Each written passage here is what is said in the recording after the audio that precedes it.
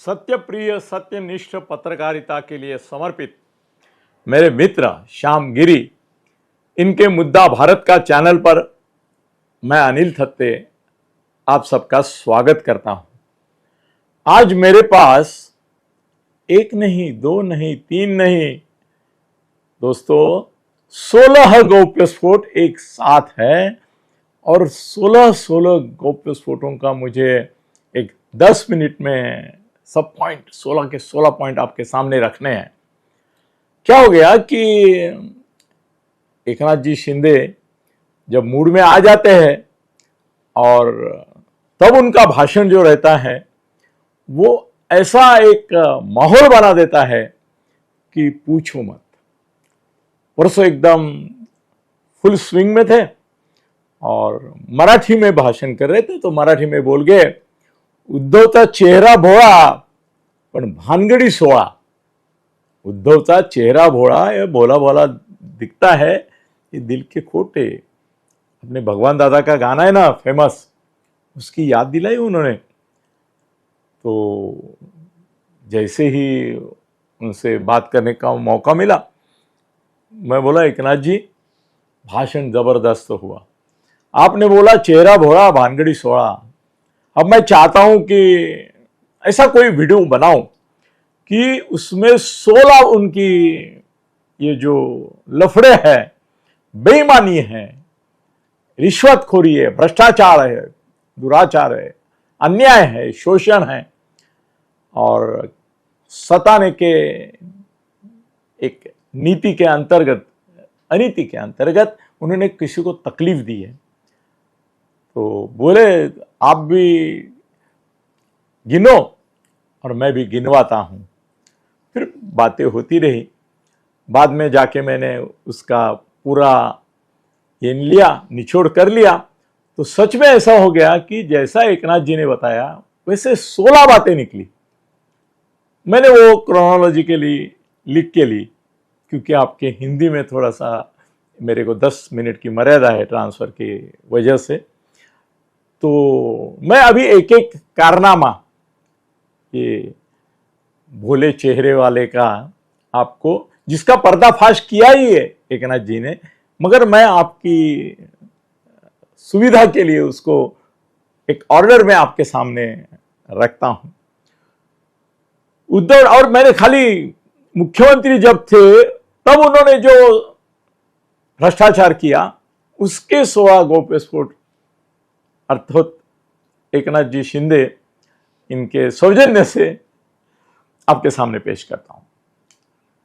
जब उद्धव ठाकरे मुख्यमंत्री थे तो उनका पहला अपराध यह था कि पर्यावरण का एक कारण उन्होंने सामने रख के गोरेगांव में जो 75% मेट्रो कार शेड का काम पूरा हो गया था वो रोक लिया। उसकी वजह से मुंबई मेट्रो प्रकल्प की जो चालू था प्रकल्प वो बंद हो गया। प्रकल्प शुरू होने को 5 साल देर होगी ऐसी व्यवस्था की और 10,000 करोड़ से उसका खर्चा बढ़ गया। ये पहला अपराध है उनका।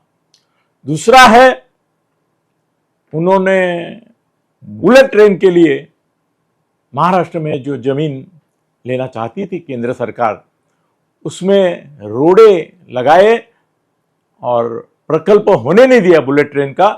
परिणाम यह हो गया कि अब बुलेट ट्रेन जब बन रही है तो खर्चा दुगना हो गया है। और एक है 70% जिसका काम पूरा हो गया था, वो शिवड़ी नाहवा शेवा सागरी जो ब्रिज था उसको उन्होंने स्टे गवर्नमेंट दी थी। उद्धव को क्या विकृत मजा आता था मालूम नहीं। ये तीसरा मुद्दा मैं जो बोल रहा हूं वो शिवड़ी के प्रकल्पों को उन्होंने स्टे दे दिया। चौथा मुद्दा है मुंबई कोस्टल रोड। आज श्रेय लेने के लिए निकले हैं, मगर इसको स्टे देने वाले कौन है? उद्धव ठाकरे। 5,000 करोड़ से अभी उसका खर्चा बढ़ गया है। जिम्मेदार कौन है? उद्धव ठाकरे। और इसमें भी और एक बात है कि ये जो स्टे दिया उसके बाद कॉन्ट्रैक्टर लोगों को बुला के रीनिगोशिएट किए उनके टक्केवारी के हिसाब से कि भाई आप कितना लोगे, इतना हमारा परसेंटेज वगैरह वगैरह। और अगली बात, 2.5 साल थे उद्धव ठाकरे मुख्यमंत्री। ये छठा मुद्दा मैं दे रहा हूं। उस पूरे मुद्दे काल में 2.5 साल के वो 2.5 दिन भी मंत्रालय में नहीं। ये कैसा मुख्यमंत्री है? मेरे ख्याल से दुनिया में एक ही मुख्यमंत्री होगा कि जो 2.5 दिन भी मंत्रालय में नहीं आया। 7वां मुद्दा है, बड़ा घनघोर मुद्दा है। महाराष्ट्र में इंडिया में जितने लोग मरे उसमें सबसे ज्यादा लोग कोविड के कार्यकाल में महाराष्ट्र में मरे, जिसका अपश्रेय उद्धव ठाकरे को ही लेना पड़ेगा। और एक बात हो गई, कोविड के सेंटर चालू करते समय बहुत बड़ा भ्रष्टाचार उसमें हो गया। अभी पकड़े जा रहे हैं, जेल की हवा भी खा रहे हैं। उद्धव भी बाकी है, पहुंचेगा एक ना एक दिन उनके यहां तक। तो और 5 गुना अधिक रेट दिया उन्होंने अपने लोगों को, कॉन्ट्रैक्टर लोगों को। और एक बात है, ये 9वां मुद्दा है, 9th पॉइंट, मुंबई महापालिका के अलग अलग जगह हॉस्पिटल भर्ती, एम्बुलेंस, जीवनावश्यक औषध, रोगियों के लिए खाना और मृतकों के शव बैग, बॉडी बैग जो लगते हैं, डेड बॉडी बैग्स, उसमें भी उन्होंने अनाप शनाप भ्रष्टाचार किया, अनाप शनाप भ्रष्टाचार किया।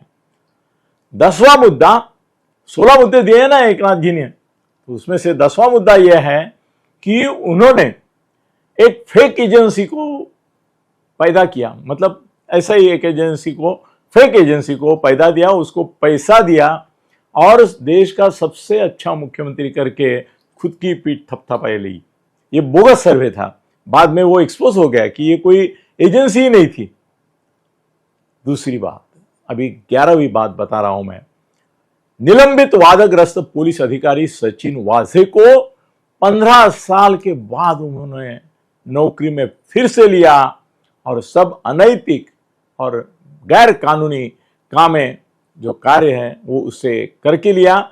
उसमें होटल और बार रेस्टोरेंट से हर महीने 100 करोड़ की खंडनी लेना, ये भी आरोप होता है। मुकेश अंबानी के यहां स्फोटक भरी हुई गाड़ी, ये भी इनका ही कारनामा। और मनसुख हिरेन की हत्या, ये भी इनका कारनामा। वाझे इनका आदमी था। जैसे अभी धनंजय मुंडे के बारे में बोलते हैं वाल्मीकि कराड़ उसका आदमी था, है वैसे ही ये तुम्हारा जो सचिन वाझे है वो उनका था। और 12वीं बात, उन्होंने सोशल मीडिया में जिन जिन लोगों ने उनके खिलाफ लिखा पोस्ट सोशल मीडिया में, चैनल पर, उन सबको अरेस्ट करके जेल में डाल दिया। अर्नब गोस्वामी, समित ठक्कर, निखिल भामरे, केतकी चितड़े, इन सबके खिलाफ उन्होंने ऐसे मुकदमे दायर किए और उनको जेल में रखा। केतकी चितड़े को तो 40 बार 40 गुनाहों में पकड़ा। एक छोटी सी बच्ची है। और घाटकोपर में एक सोशल मीडिया एक्टिविस्ट है जो नेवी के बड़े ऑफिसर थे, रिटायर्ड है अभी, उनको अपने कार्यकर्ताओं से मार भी दी, बहुत मारा उनको। कंगना राणावत का घर तोड़ा, अर्नब को पकड़ा, कंगना राणावत का घर तोड़ा, क्यों? वो इनके खिलाफ बोलती थी करके। 13 है, पालघर में जो हिंदू साधु थे उनका हत्याकांड हुआ, उसकी सीबीआई चौकसी करने का आदेश केंद्र ने दिया था, मगर उद्धव ठाकरे ने सीबीआई चौकसी को मना किया और वो चौकसी होने नहीं दी और गाफला किया उसमें। 14, टाटा एयरबस कंपनी के साथ उनका एक एमओयू होने वाला था। 1 साल तक उद्धव ठाकरे ने उसके ऊपर सिग्नेचर नहीं किया। आखिर में वैफल्यग्रस्त होके, फ्रस्ट्रेट होके कंपनी ने, टाटा एयरबस कंपनी ने वो एमओयू ही करने का नाद छोड़ दिया और कैंसिल कर दिया प्रोजेक्ट। 15, अलीबाग के पास कोरलाई इस जगह पे समुद्र किनारे पे 19 बंगले उन्होंने हड़प गड़प कर लिए रश्मि ठाकरे के नाम से।